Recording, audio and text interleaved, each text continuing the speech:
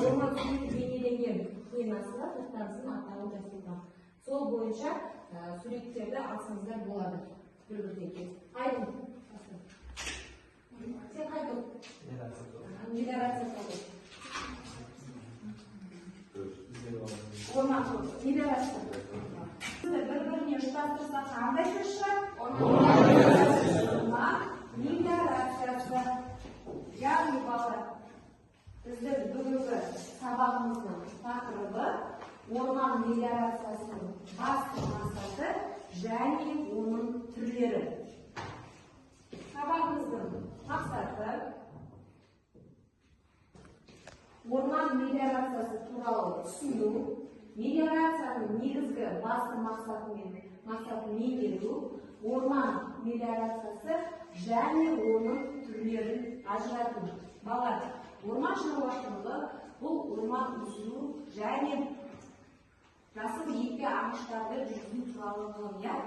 Атмосфералық ауаның табиғи биосүзгіші болып саналатын жасыл екпе ағаштар еліміздің ауданының 402% жерін алып жатыр. Олай болса, балалар, ең бірінші тапсырмаларымызға көшсек, біздің бірінші тапсырмамыз фонарик әдісі. Бұл жақта сіздерге сұрақтар жазылған.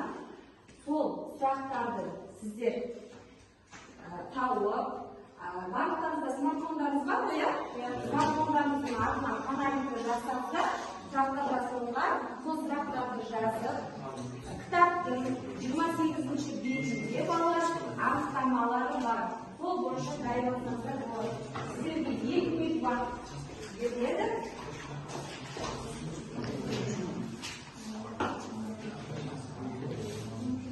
Анықтамасы кітаптың 28-ші бетінде бар. Біз Quiz платформасы арқылы сіздерді бағалаймыз. Сол бойынша сіздер тест тапсырмаларына жауап бересіздер.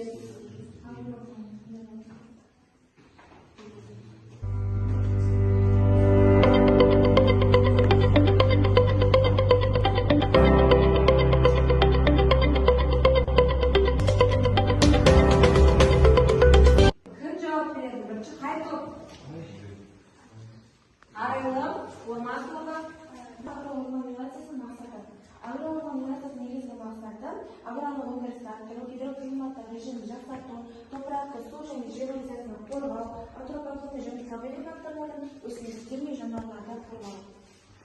Ауыл тұрғындарының өсіп және тіршіліктерін жақсарту.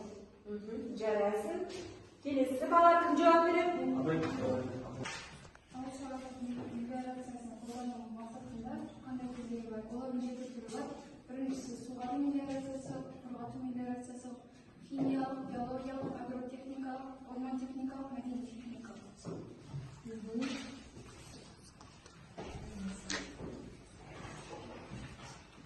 Жарайсыздар балалар. Оларыңызда келесі екінші тапсырмамызға көшсек, екінші тапсырмамыз балалар. Ол платформасы арқылы сіздер мелиорацияның 7 түрімен кітапта анықтамасы жазылған.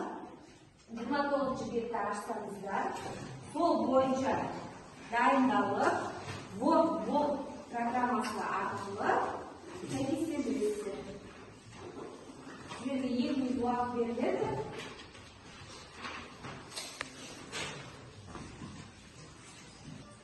Бірінші сұрақ. Кім жауап береді балалар? Сіздерге. Қуат.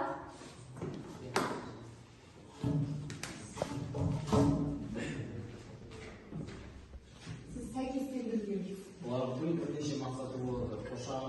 Қорғаныш, күкірт қышқылы, фосфорит жолын қолдану арқылы топырақтың химиялық қасиеттерін жасарту. Екіншісі су тасымалдайтын каналдар арнасының арық шөптерден таза болуын еріксіздіктерді қолдану арқылы қамтамасыз ету. Бұл химиялық мелиорация. Жарайсың. Дұрыс жауап берді Қуат. Келесі балалар сұрақ. Кім жауап береді балалар? Арай.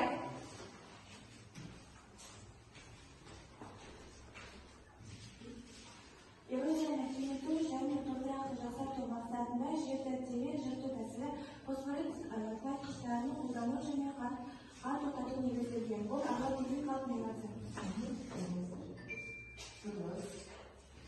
Келесі жаққа балалар, дайын отырыңыздар.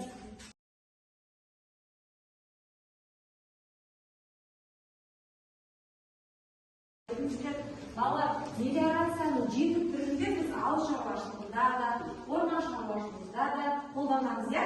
Солай ма? Енді олай болса, бізде үшінші тапсырмамыз балалар тәжірибе алмасу. Яғни, сіздер орман құратын болсаңыздар, сол жақтың ең бірінші біз несін білуіміз керек? Топырағының құнағын. Сол бойынша қазір тәжірибе жұмыстарын жасайтын боламыз. Әр топтан бір баладан шықса, үш бала шықсаңыздар десек, құралдармен таныстырып, одан кейін сіздермен тәжірибе жасаймыз. Кім дайын? Арайлы, Айбан, Мақсат.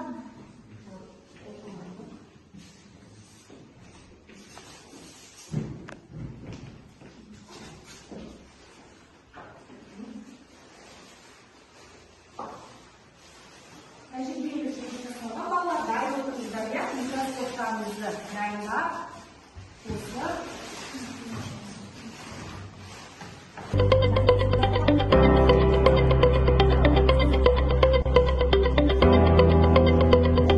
Навигатордың арқасында орманшылар жаңа немесе білмейтін жерге келгенде оларға бақтар алуға көмек береді.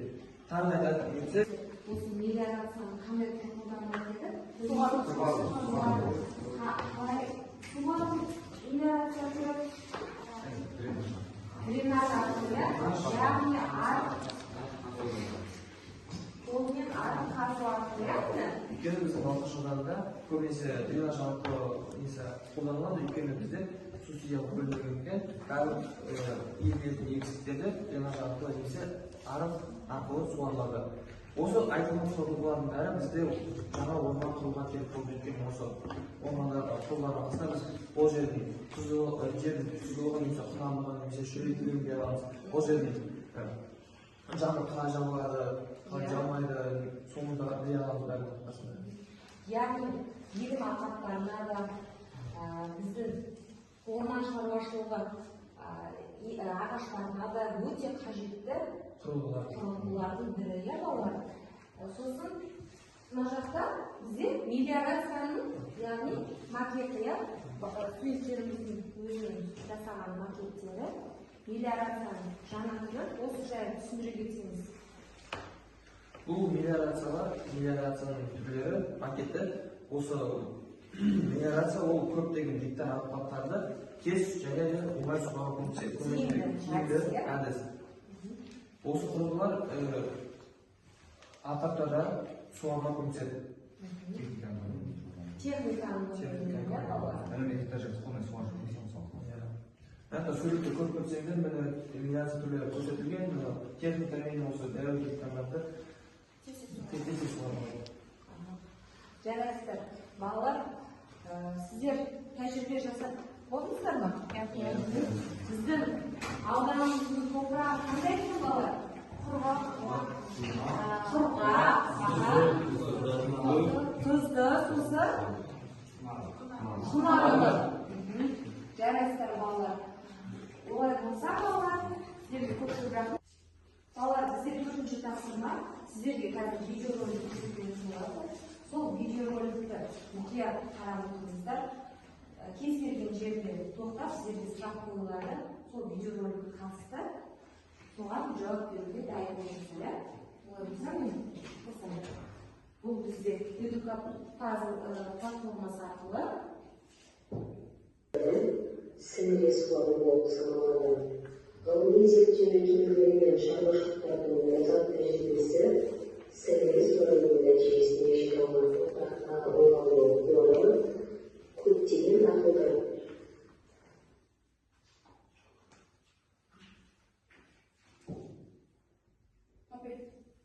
Балалар, бізде мелиорацияның қосалқы түрі ретінде қандай мелиорацияны атауға болады? Кім жауап береді?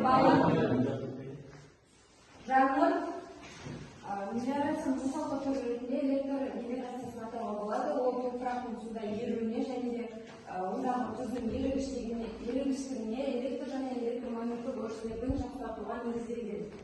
Жарайсың жаным. көптеген батылдарды Болса келесі тапсырмамызға көшсек. Мелиорация қанша түрі бар екен? Әр түрі біздің қажеттігімізге керек па? Жарайсыздар. Олай болса, балалар, бастайық.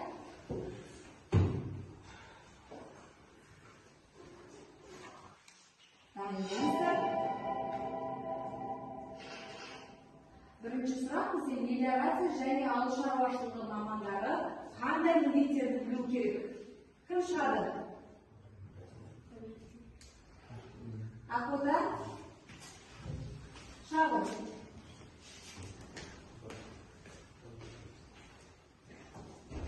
Мелиорация және ауыл шаруашылығы мамандары қандай міндеттерді білу керек? Біріншіден, мынадай ерекшеліктерін ескеру. Жарайсыз, дұрыс жауап беріңіз.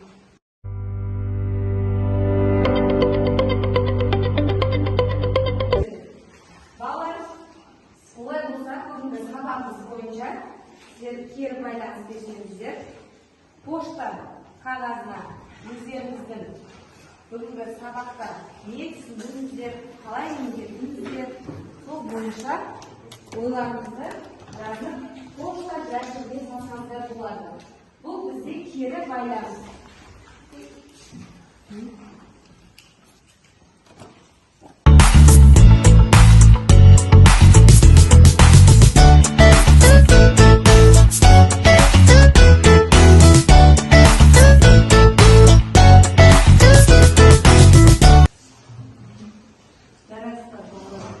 Ал енді бізде бағалау әдісі Quizzes платформасы арқылы барлықтарыңызда смартфондарыңыз бар ма?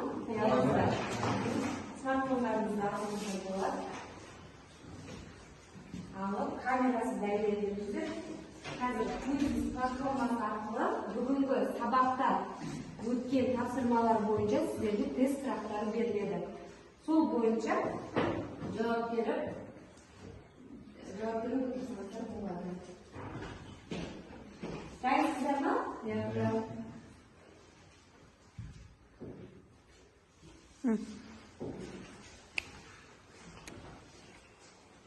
QR-кодты сканерлеп алыңыздар.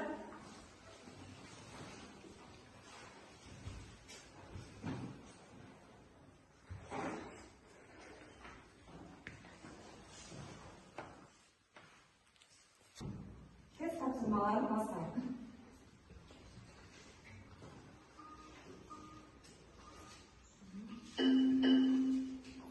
Ал кетті.